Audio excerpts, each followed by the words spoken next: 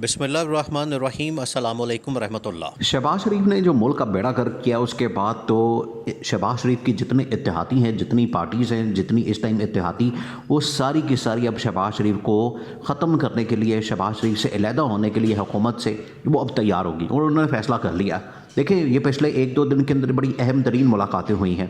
आसिफ जरदारी ने शहबाज शरीफ के साथ भी मुलाकात की है, मौलाना के साथ भी की है और उधर से सदर आरिफ अलवी ने मुलाकातें शुरू कर दी हैं। अब असल में मामला जा रहा है एंडिंग की तरफ इस हुकूमत की। ये अब आपने समझना है।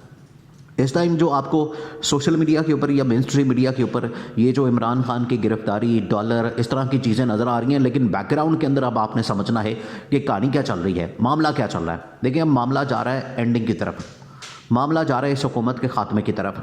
और उसमें जो पहला सिग्नल देना है, पहला जो फैसला आना है, पहला जो झटका लगना है, वो लगना है MKM पीपल्स पार्टी और मौलाना की पार्टियों ने इस हुकूमत से अलहदगी का ऐलान करके, इस हुकूमत से अलहदगी का ऐलान करके हुकूमत को ख़त्म करना है। जो ये जिस वादे के ऊपर, जो ये ख्वाब दिखा के, सब्ज़ बाग दिखा के ये हुकूमत के अंदर आए थे, वो सारा कुछ नहीं हो सका। ये जो इन्होंने जो वादे किए थे कि हम तो आवाम को डिलीवर करने के लिए आ रहे हैं और इमरान खान ने मुल्क को तबाह कर दिया, उससे डबल तो इन्होंने तबाही फेर दी है। अब इनके हाथ से मुल्क निकल गया है, इनके हाथ से मुल्क बहुत बहुत दूर निकल गया है। इन्होंने इतना ज़्यादा मुल्क का नुकसान कर दिया है कि अब उसको कंट्रोल करना इनके बस की बात नहीं। अब ये 6 महीने रह लें, 6 साल रह लें, ये अब चीज़ें रिकवर नहीं होने वाली। जो इन्होंने नुकसान किया है, ये रिकवरी अगले 40 से 50 साल लगने हैं इस चीज़ को रिकवर करने में, जो आज मुल्क की हालत है।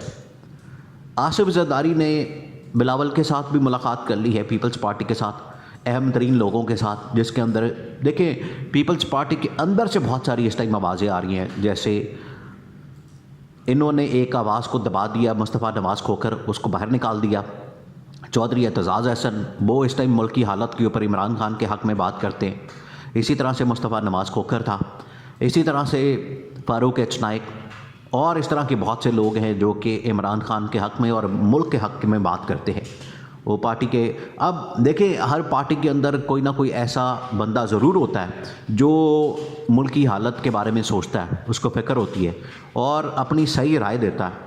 इस तरह के लोग अब इसमें सामने आ रहे हैं। देखिए, उसमें दूसरी बात यह कि अब बहुत सारे MN नून लीग के अंदर और पीपल्स पार्टी के अंदर सारे निकलना चाहते हैं।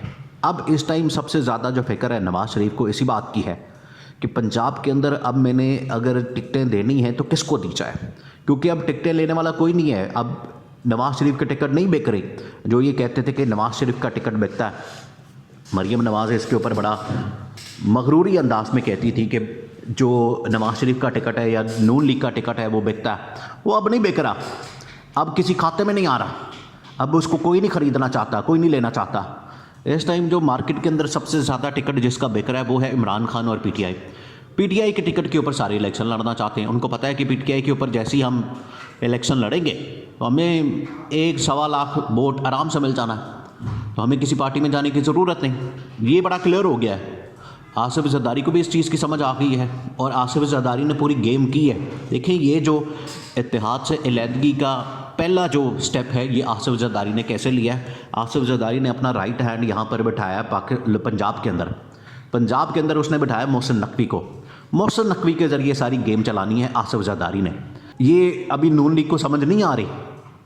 और वहाँ पर जब रिपोर्ट दी है राणा सनाउल्लाह ने, राणा सनाउल्लाह की बड़ी खिंचाई हुई है लंदन के अंदर। नवाज़ शरीफ ने बड़ी गालियाँ दी, बड़ा डांटा है राणा सनाउल्लाह को कि पंजाब तुम्हारे हाथ से निकल गया, तुम्हारे सामने चला गया और तुम उसको कुछ नहीं कर सके। पंजाब इमरान खान ले गया और उसके बाद अब आसिफ जरदारी ने इसके ऊपर नज़र रखी हुई है। जबकि ये गढ़ किसका था? नून लीग का। तो पिछले 5 साल से इस टाइम नून लीग नज़र नहीं आ रही। पिछले 12 साल से सिंध किसके पास है? पीपल्स पार्टी के पास। उसने कंट्रोल किया हुआ है आसिफ जरदारी ने सिंध को। आसिफ जरदारी के बाप चाल समझे। आसिफ जरदारी ने बड़ी चालाकी से सिंध को अपने हाथ में रखा हुआ है, अपने कंट्रोल में रखा हुआ है। पंजाब उसके कंट्रोल में नहीं आ रहा, नून लीग वालों के, नवाज़ शरीफ के। आज से जब 5 साल पहले, 4 साल पहले जब इमरान खान हुकूमत के अंदर नहीं आया था, उससे पहले तो शहबाज शरीफ ही बैठा होता था वज़ीर आला पंजाब के तौर पर। और इस तरह से हुकूमतें चेंज होती थी 10 साल इन्होंने बारियां लीं, पहले आसिफ जरदारी ने, उसके बाद नवाज शरीफ ने। लेकिन वज़ीर आला पंजाब के अंदर कौन रहा? शहबाज शरीफ।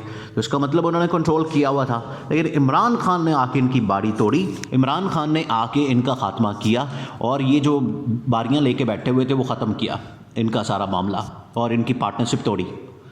अब असल में आसिफ जरदारी ये प्लान कर रहा है कि मैंने नून लीग का खात्मा करना है। और नून लीग जो सबसे बड़ी रुकावट बनी हुई थी, जो पिछले 10-15 साल से जरदारी ने बलूचिस्तान के अंदर भी बड़े पंजे गाड़ लिए हैं, वहाँ पर भी अपनी हुकूमत बनाने की तैयारी कर ली है। अब जरदारी आ रहा है पंजाब के अंदर और मोहसिन नकवी के ज़रिए इसने पेनिट्रेशन करनी है। मौलाना फजलुर रहमान और शहबाज शरीफ के साथ, दोनों के साथ मुलाकातें हुई हैं आसिफ जरदारी की और कैटेगोरिकली आसिफ जरदारी ने पैगाम दिया है। देखिए, अब आपने ये पैगाम समझना है, ये जो मुलाकातें हो रही हैं ये ख़ास मकसद के लिए हो रही हैं। ये मुलाकातें इस टाइम अगले 3 से 4 महीने बाद जो सिचुएशन बननी है उसके लिए हो रही हैं। ये महंगाई के ऊपर को मुलाकात नहीं कर रहे, ये जो डॉलर का रेट बढ़ा है उसके ऊपर मुलाकात नहीं कर रहे, इन्होंने पाकिस्तान को ठीक करने के लिए मुलाकात नहीं करनी। ये मुलाकात कर रहे हैं कि हमारा जो इस टाइम सर्वाइवल है वो किस तरह से हमने अपना बचाना है अपने आप को, क्योंकि इस्टेब्लिशमेंट इस टाइम उसने हाथ खड़े कर दिए, उसने तो इस्टेब्लिशमेंट ने अपनी सपोर्ट खींच ली। जो टॉप लीडरशिप है अंदर से अभी भी बहुत सारे लोग हैं इसको सपोर्ट करते हैं, अभी भी बहुत सारी चीज़ें मैनेज होती हैं इनके लिए, लेकिन जो टॉप की कमांड है उसने अब हाथ खड़े कर दिए और कहा है कि ये अब हुकूमत इस काम की नहीं है कि इसको हम ज़्यादा देर तक सपोर्ट करें और इसको और ज़्यादा खींचें, क्योंकि ये मुल्क को तबाह कर रहे हैं। तो पहला, और MQM तो बिल्कुल रेडी बैठी, क्योंकि MQM को जिस तरह से एक प्लेटफॉर्म के ऊपर लाया गया, इकट्ठा किया गया, उसको बताया गया कि आपको एक ख़ास रोल दिया गया MQM को कि कराची और हैदराबाद के अंदर 2 शहरों में आपको 20-25 सीटें देनी हैं।